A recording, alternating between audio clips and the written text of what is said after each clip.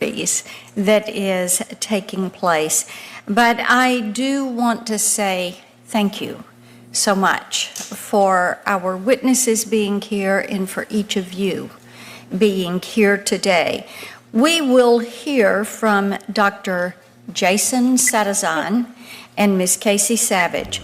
They are two brave whistleblowers who have come forward to detail shocking allegations about Meta's cover-up of deeply disturbing child safety research. They were hired to purportedly make the platform safer for children, but what they found was a company child safety research. They were hired to purportedly that knew their products were unsafe, and they just did not care.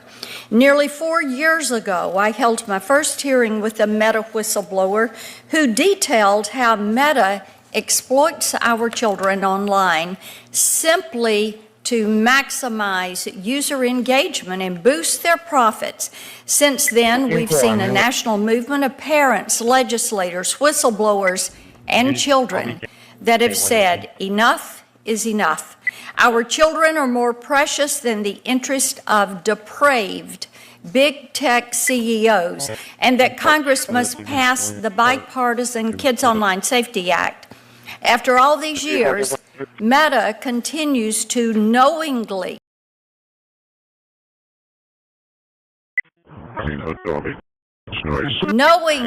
allow sexual exploitation and harms to children on their platforms. I'm incredibly grateful that individuals are still willing to come forward and shine a Mr. Zuckerberg's statement rings true.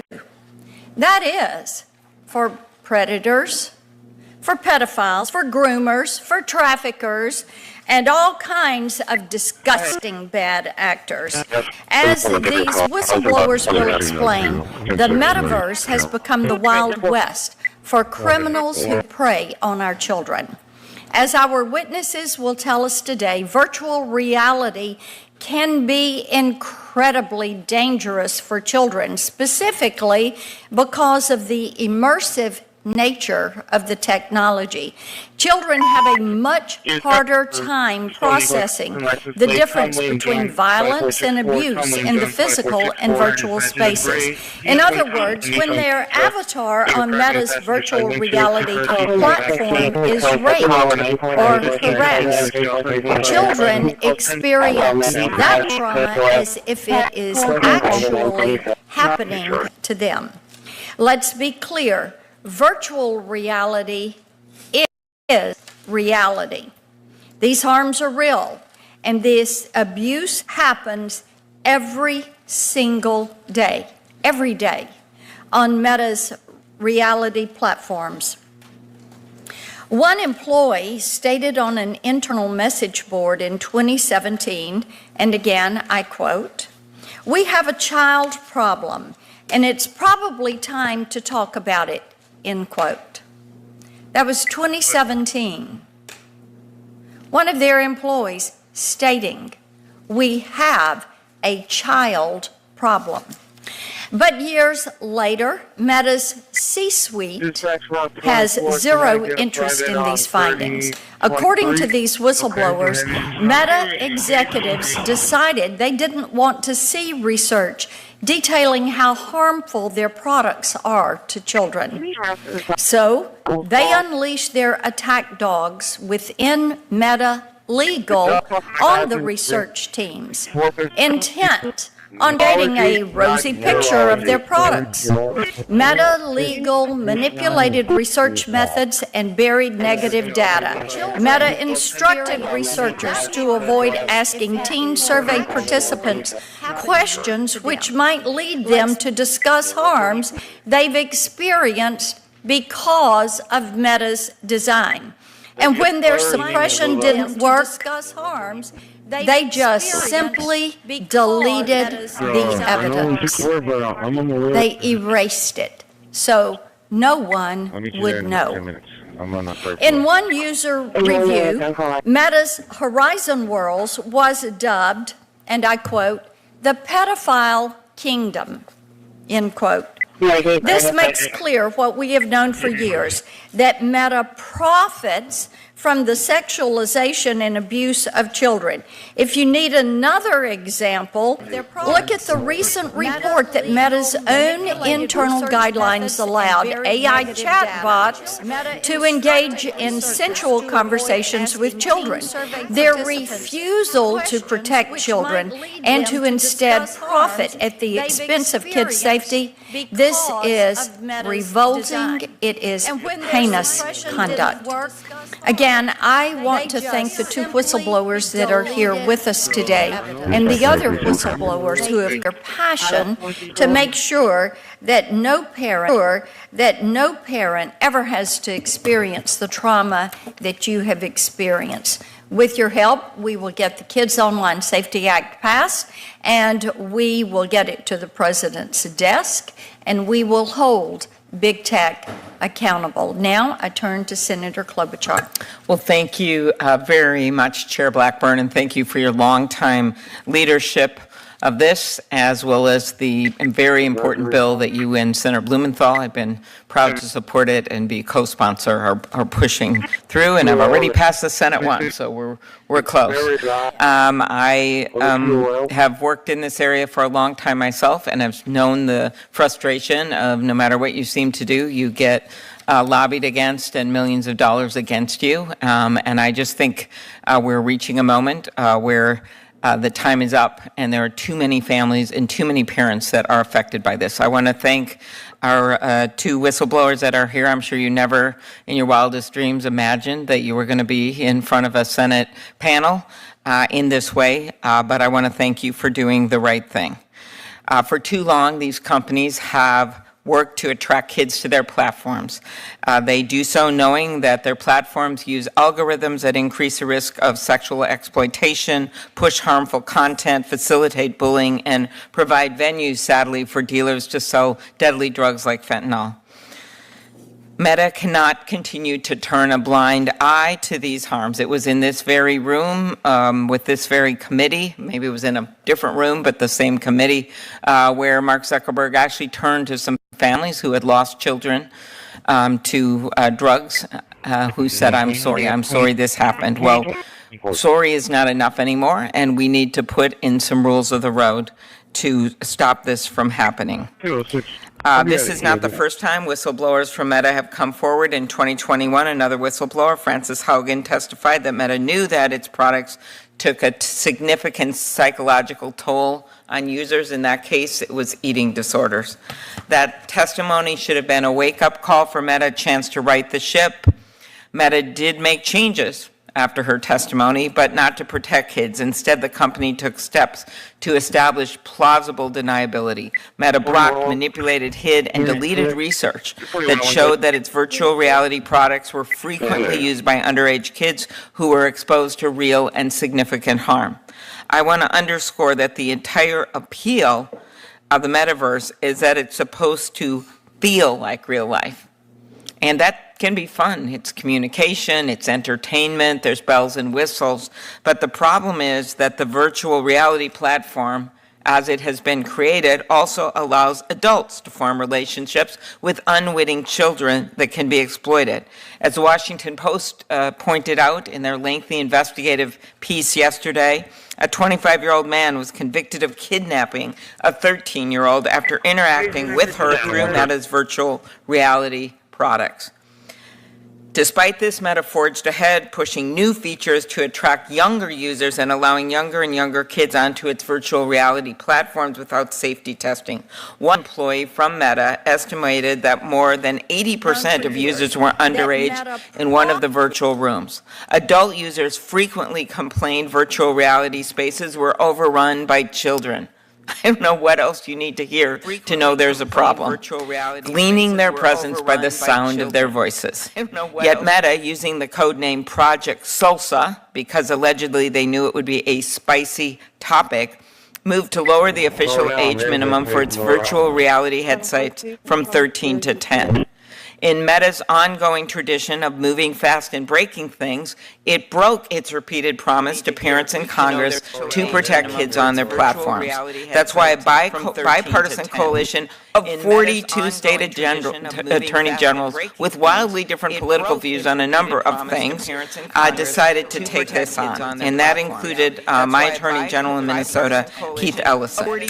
But Meta has continued to prioritize user engagement. It does that because the more time people, no matter how young, spend on their platforms, the more money it makes. We know it profits on kids' data. According to a recent study, social media platforms generated $11 billion in revenue in 2022 from advertising directed at kids and teens, including nearly $2 billion in ad profits derived from users aged 12 and under. And while today's whistleblowers left the company before its current push to catch up in the generative AI space race, their testimony raises serious questions about whether Meta is ignoring child safety issues related to AI products, especially in light of the recent reports that Meta allowed its chatbots to engage children in, to quote internal documents, romantic or sensual conversations. That's why we must come together, Democrats, Republicans, to set up common sense rules. We have worked on both the Judiciary and Commerce Committees to do this. Senator Cruz and I basically, through a lot of hard work over many years, passed our Take It Down Act when the president signed it into law that would hold platforms accountable for taking down pornographic images of kids or adults that are either the actual images or AI created within 48 hours. We must pass Senator Blackburn and Blumenthal's Kids Online Safety Act to ensure that platforms design their products to prevent and mitigate harm to kids. We also know that other industries do not enjoy this similar level of protection. If they have an appliance that blows up, or they have a tire that blows up on the road, there's accountability. They get sued, and that's a major incentive to fix it. We don't have that with these social media platforms, and that is why I have long supported repealing Section 230, which was basically set up while these were little companies in the garage. That's not true anymore. They're the biggest companies the world has ever known. To end with this, one parent once told me that her trying to get her young kids, 6 and 8, off of these platforms, she'd have to resort to relying on her 12-year-old, 15-year-old to try to get it down. They couldn't figure out how to do it. They'd find another platform. It's just endless, despite all her best efforts to be a mom. She said it was like a sink overflowing with a faucet she couldn't turn off, and she was just sitting out there with a mop. These parents need more than mop to pass this bill. Thank you, Madam Chair. Senator Grassley, you're recognized. And like Senator Klobuchar said, I want to compliment you on your leadership. Ever since you've been in the Senate, you've been fighting to protect children from social media abuse. During my time in the Senate, I've always fought for whistleblowers, both in the government as well as in the private sector.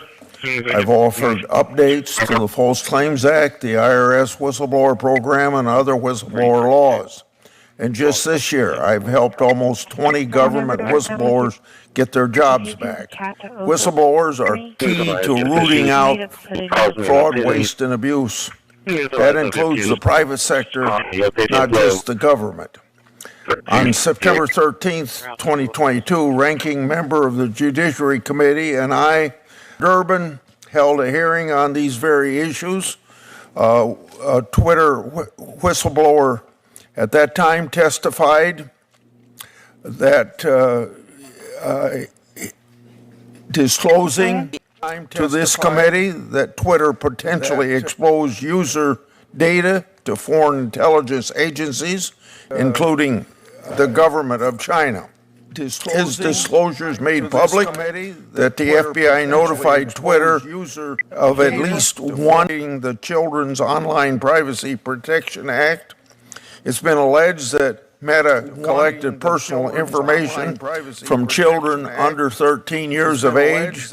Without my oversight, has also shown that these tech companies look to silence whistleblowers. Last year, I wrote to OpenAI about my concerns that they tried to silence whistleblowers. And I raised the same concerns this year with Meta. To address this, I've introduced bipartisan legislation to implement whistleblower protections in the artificial intelligence industry. Now it's been alleged that another Meta whistleblower, Jason Setteson, has suffered retaliation. For example, in March of 2023, he received a performance review stating he, quote, exceeds expectation, end of quote. Then in October 2023, he raised concerns that Meta had been violating the Children's Online Privacy Protection Act. So what did Meta do? After spending 6 years at Meta with promotions and positive performance, they fired him 6 months after his disclosure. Ms. Savage also raised concerns about Meta's compliance with the law. Instead of addressing her concerns, Meta's lawyers reportedly told Ms. Savage to make sure that her work and put the company, quote unquote, at risk. I often say that whistleblowers are treated like skunks at a picnic. It appears our witnesses, as well as other whistleblowers who've approached me, have unfortunately been treated like those skunks. Last year, we've been working on this for a long time, I should say, not just last year. So I thank you folks for your courage and bravery in coming forward to Congress. I and my colleagues will continue our investigations. Thank you, Mr. Chairman. Senator Blumenthal.